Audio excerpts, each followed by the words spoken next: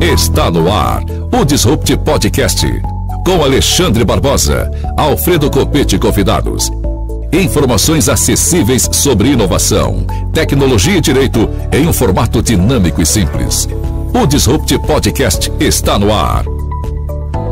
Olá, meus amigos, olá, minhas amigas, todos muito bem saudados. Estamos aqui na CBN com o Disruptcast, com um convidado muito importante para o nosso ambiente, né? O ambiente fronteiriço, né? No qual nós estamos inseridos, né? Estamos aqui a 120, 130 quilômetros da fronteira, né? Meu amigo Luciano Barros, muito bem-vindo. Luciano é presidente do IDESF, que é um instituto que desenvolve o conhecimento acerca da estrutura das fronteiras, e estamos neste Disrupt, né, com a ausência do meu querido amigo Alexandre Barbosa, que conversa com os convidados junto a mim.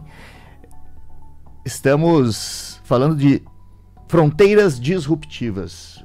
Boa tarde, Luciano. O que seriam fronteiras disruptivas?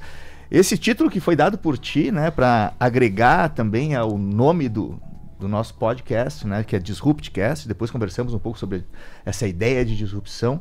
Mas por que fronteiras disruptivas?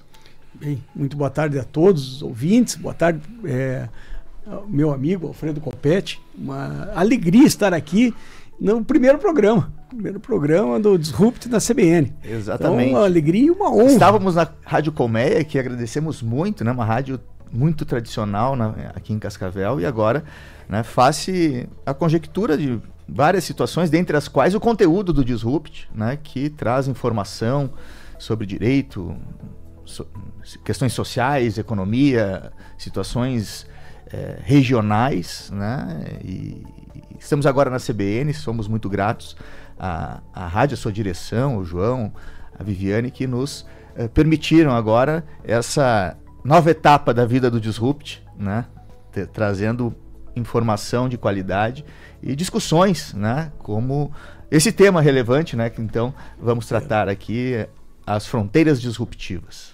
É uma honra em dobro aqui, então, iniciar esse programa com esta temática, né? Essa temática, Cascavel, aqui a nossa região, está na faixa de fronteira.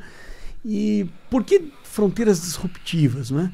Nós estamos a pensar nessas fronteiras. Historicamente, o Brasil, com seus 16.800 quilômetros de fronteiras, são 10 países que estão encostados em 11 estados da Federação Brasileira, que tem níveis de fronteira, de cooperação, que ainda estão incipientes, mas que propiciam um ambiente de paz, um ambiente de irmandade entre os países vizinhos, reservado às suas diferenças. Nós somos o único país de língua portuguesa nesta América do Sul que tão pujante, tão ainda em fase de desenvolvimento, não é? Estes mecanismos de cooperação, esses mecanismos de paz duradoura, nós tivemos ao longo da fronteira do Brasil, principalmente, assim, poucos conflitos. Tivemos sim as guerras guaraníticas no início, tivemos também os conflitos com o Uruguai, depois a própria guerra da Tríplice Aliança, mas que isso tudo se demonstram problemas superados, problemas de um passado. O último conflito, a guerra da Tríplice Aliança, a guerra do Paraguai, já faz mais de 150 anos. Então nós temos aí este cenário de fronteiras de paz e fronteiras cooperativas. Esse último termo que tu usa, né, fronteiras cooperativas, porque quando se fala em fronteira, o primeiro insight que se tem em mente é dizer que a fronteira, ela separa, né? Uma fronteira, é uma barreira, né?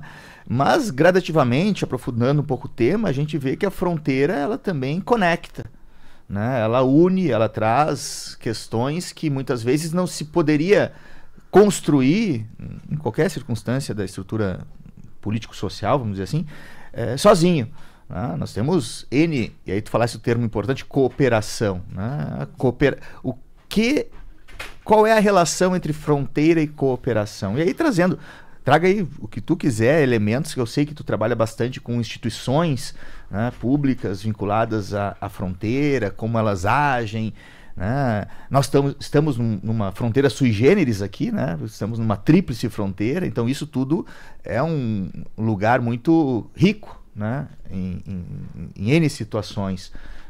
Fala um pouco para nós sobre isso. Exatamente. Se tivéssemos que parafrasear uma música, eu diria que do Oiapoque ao Chuí daria para parafrasear a aquarela brasileira, né? De tanta riqueza e tanta beleza que podemos encontrar, pegarmos o Uruguai mesmo, o que nós estamos descobrindo de potenciais turísticos junto com o Uruguai,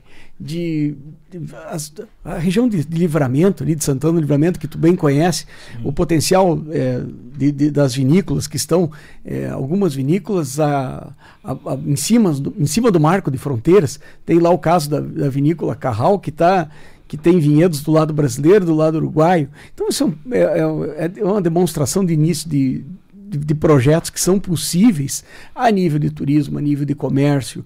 Você subindo um pouco mais a Argentina, quanta cooperação nós temos com a Argentina, das pontes internacionais, nos passos fronteiriços, as cooperações de comércio bilaterais que o Brasil tem e as multilaterais do Mercosul. Também a questão energética, a Argentina com esta questão do gás e do petróleo, também há já um projeto que é um ponto que eu questiono, que poderia isso sim ser desviado ao Rio Grande do Sul, mas há um projeto que o BNDES vai financiar de aumento daquelas linhas de vaca muerta, destes gasodutos, que sairia lá no gasoduto do Mato Grosso do Sul, onde já está engatado com a Bolívia, e poderia fazer a distribuição para São Paulo, depois voltando para o Rio Grande do Sul, quizás ficasse mais perto, né? Fazer Vaca Muerta, Santa Fé, a Porto Alegre, isso traria recursos para o Estado, que está tão necessitado agora. Mas então olha quanta cooperação. Subindo ao Paraguai... Isso precisaria do quê? É muito interessante esse tema, vamos parar um pouco nele aqui, nós já conversamos... Tem o Brasil inteiro aí, mas eu acho que esse tema... Né? Porque nós estamos falando de energia, de algo que é necessário para a conexão de países, né?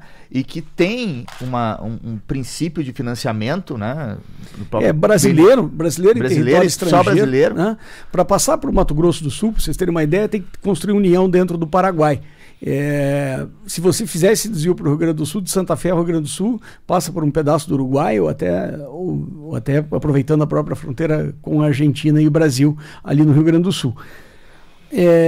Eu vejo que seria de extrema importância, é mais perto, é mais barato e traz o recurso para o Estado neste momento com bastante calamidade, com necessidade destas obras de financiamento a longo prazo, né, que é o caso de um gasoduto desse. Pra você ter uma ideia, se pegar o traçado desse gasoduto, ele sai lá esse da Bolívia, ele sai do Mato Grosso do Sul, vai a São Paulo, acho que ele passa Rio de Janeiro até Porto Alegre. Então, quer dizer, já existe essa possibilidade, o desenho, que se você engatar em Porto Alegre, você atendeu o restante dos outros traçados, da mesma forma do que engatar lá no mesmo.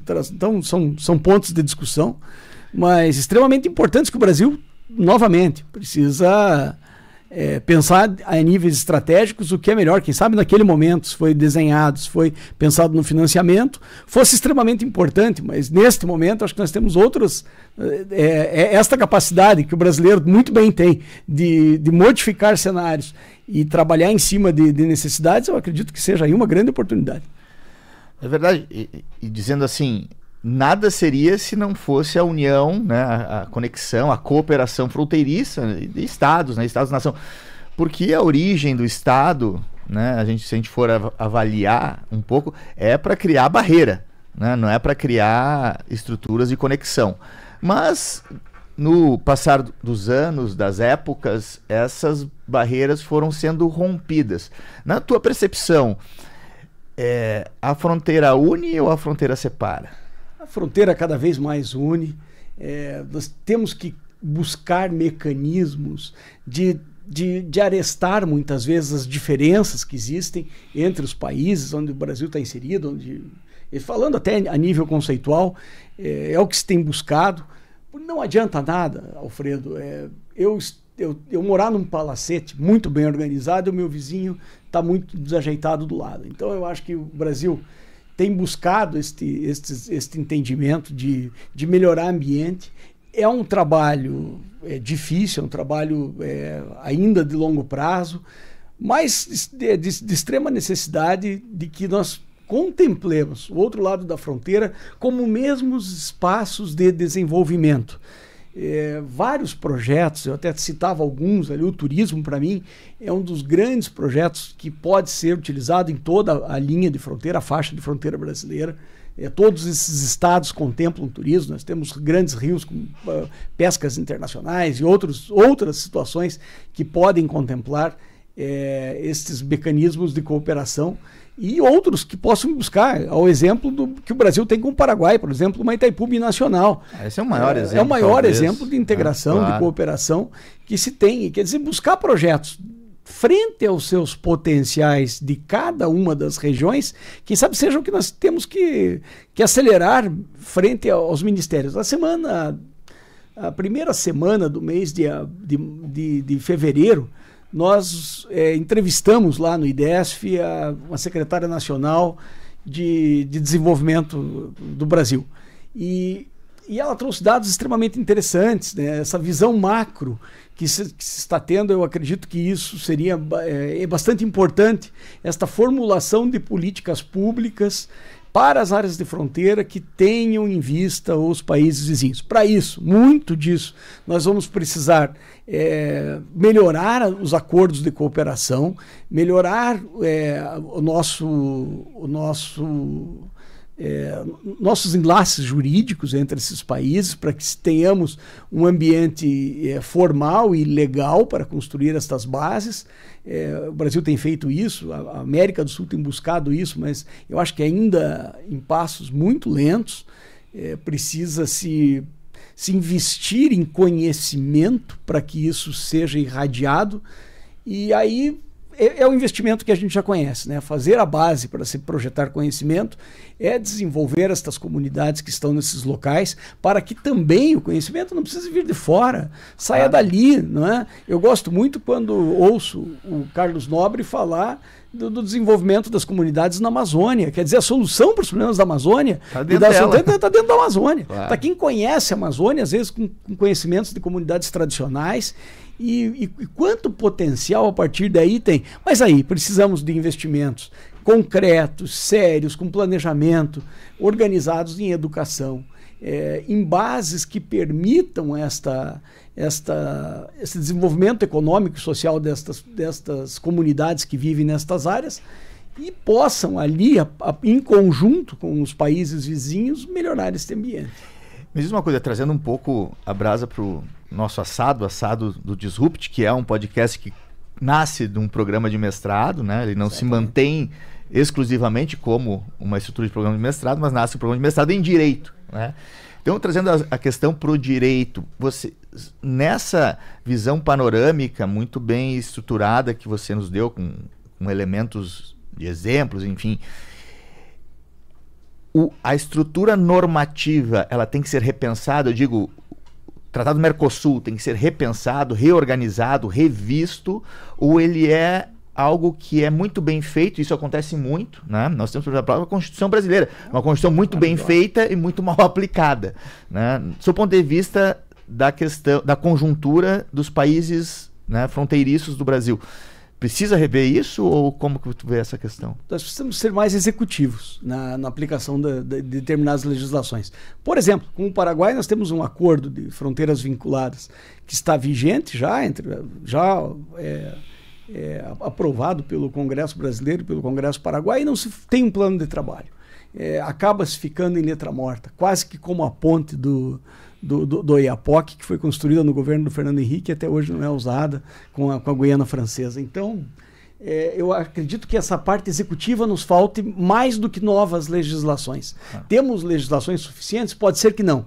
E essa é a prova. Quando você não tem um executivo fazendo com que essa legislação seja vigente, funcione, ela acaba caindo em letra morta e acaba não sendo a mesma velocidade reformada para que atenda aos anseios sociais. Então, o que eu vejo, nós precisamos ter execução de atividades, de ações que tragam isso à tona.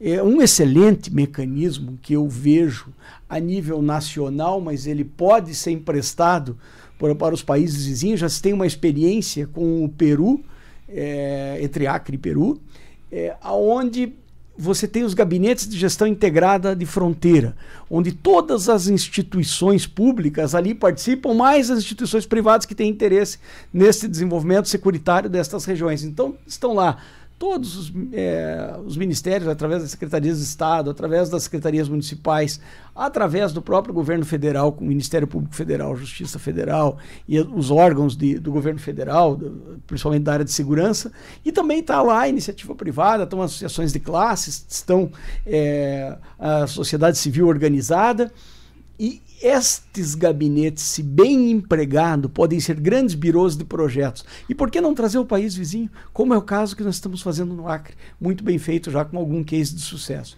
Traz eles para as reuniões. Os problemas que nós temos nas áreas de fronteira, nós temos visto isso em Foz do Iguaçu, é o nível de violência, é o nível do contrabando. Ele perpassa, o mosquito da dengue. É o mosquito da dengue, não carimba passaporte. Ele perpassa aquela área delimitada pelo homem ou delimitada pelas sociedades, e esses problemas acabam sendo permeáveis a todos esses espaços fronteiriços. Então, uma construção nacional, que já temos legislação, já temos cases de sucesso, já tem algum exercício, quem sabe a perna não está tão forte ainda para pedalar, mas já estamos pedalando, já estamos saindo daquele marco zero, já começamos a se equilibrar na bicicleta.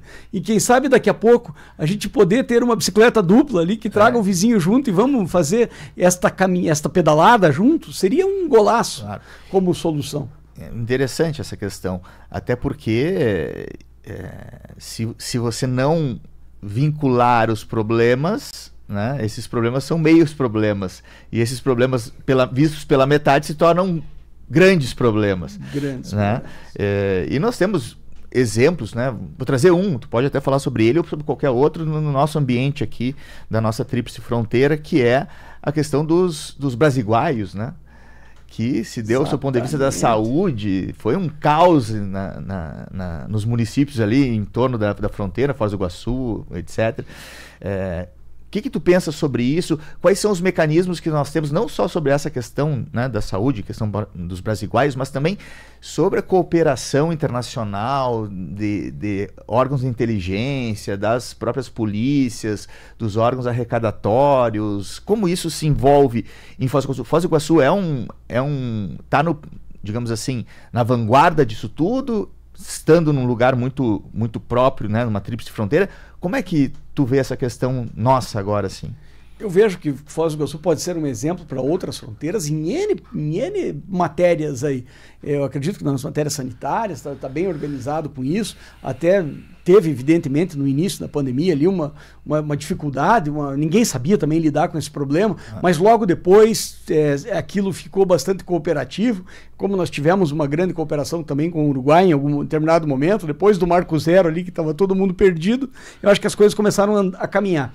E pegar esses cases, eu acho que você falou uma coisa muito importante, não é só de Foz, quem sabe, reúna o maior número de casos de sucesso entre esta cooperação internacional, que podem ser espelhadas em outros lugares, mas tem outros lugares também com casos espetaculares, muito bem sucedidos, que nós podemos trazer para cá. O exemplo que eu cito é a questão educacional junto com o Uruguai. Vai a Ribeira, vai a Livramento, você tem uma integração bastante interessante nas áreas municipais de educação, que poderiam ser irradiados para outros pontos da fronteira, e tantas outras matérias a níveis comerciais, que algumas já estão previstas no Mercosul, outros nesses acordos bilaterais que podem ser expandidos para outros lugares, mas precisamos botar isso em marcha para poder... E eu pensando também, do ponto de vista do direito, até do direito penal, né, as questões dos crimes econômicos, mais propriamente, né, tecnicamente falando, dos crimes do colarinho branco, da lei do sistema financeiro. Nós temos crimes que não compactuam com a ideia de fronteira atualizada, já tecnologizada, né? Que é a questão, por exemplo, da evasão de divisas. né? Ninguém sai mais com uma linha de dinheiro, né, atravessando fronteira. Extremamente tecnológico. Né? Hoje em dia, fácil, moedas digitais, as próprias transações bancárias, o próprio Pix, que deu um outro volume para a fronteira de trocas comerciais, etc. Né? Então, mas isso continua.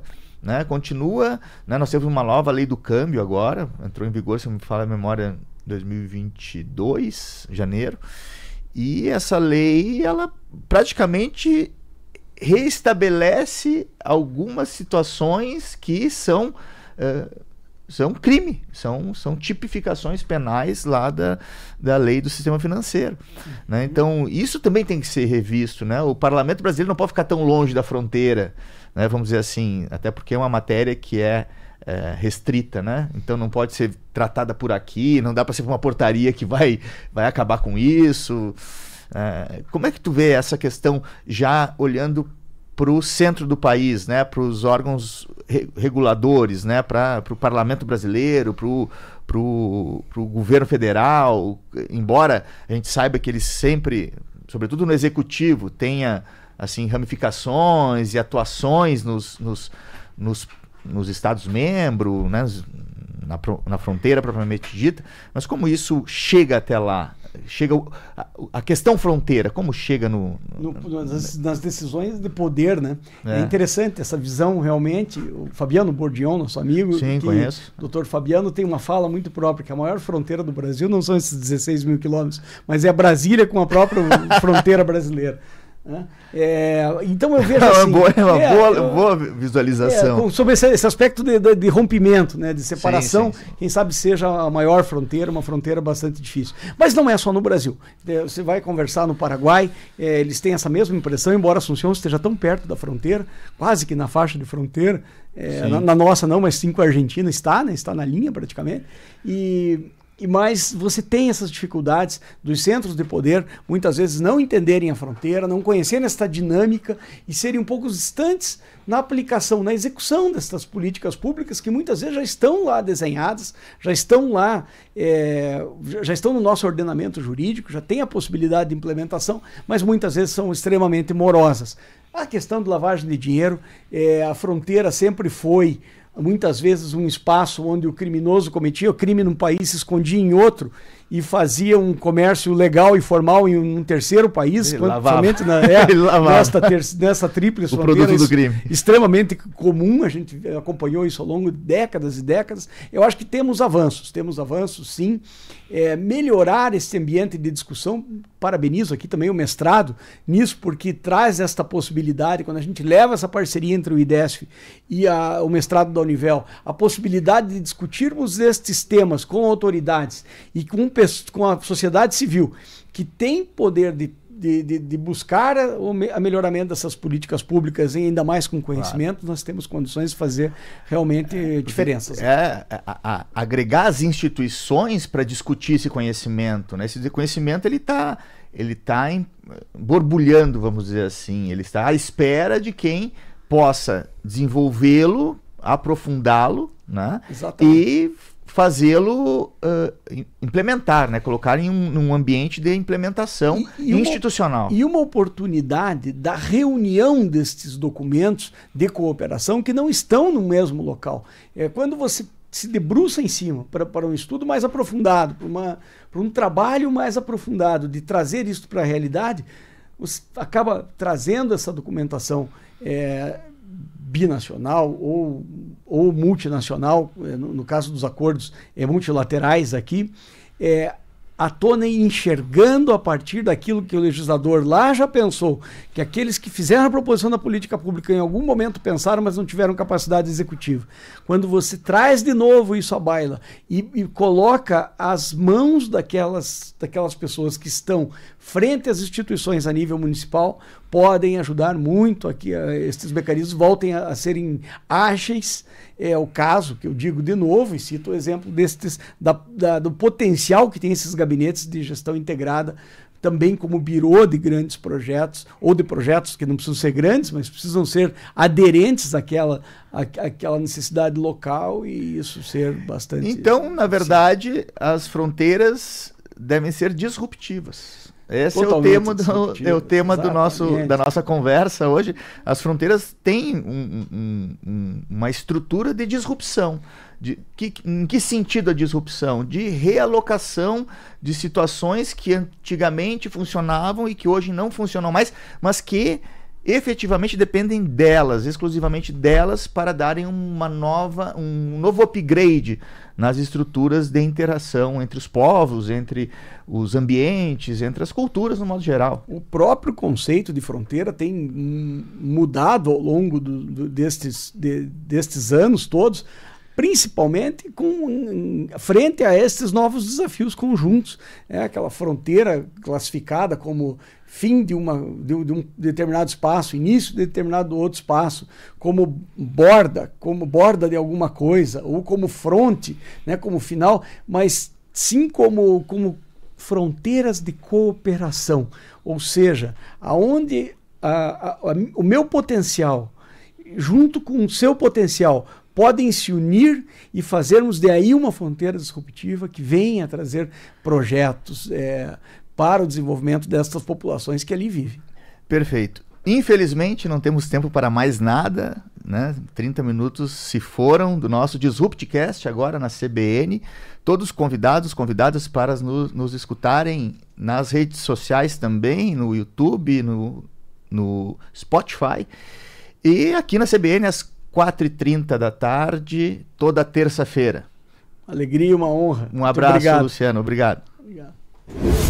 Você ouviu na CBN Disrupt Podcast com Alexandre Barbosa e Alfredo Coppetti.